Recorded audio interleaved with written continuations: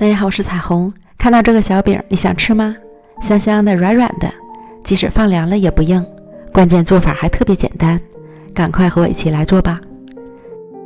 首先准备300克大米粉，加入100克普通面粉、15克奶粉、4克酵母、35克白糖，混合均匀。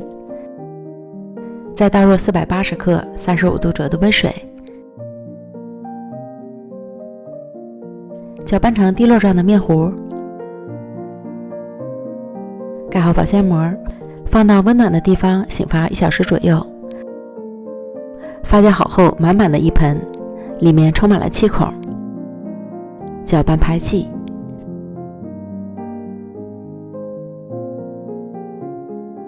不粘锅先不开火，也不用刷油，舀入1勺面糊，让它自然滴落成圆饼。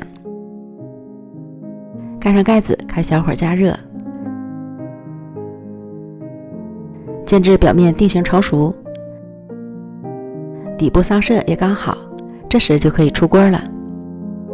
香香软软的米饼就做好了，柔软又筋道，淡淡的奶香，淡淡的米香，淡淡的甜味都刚刚好。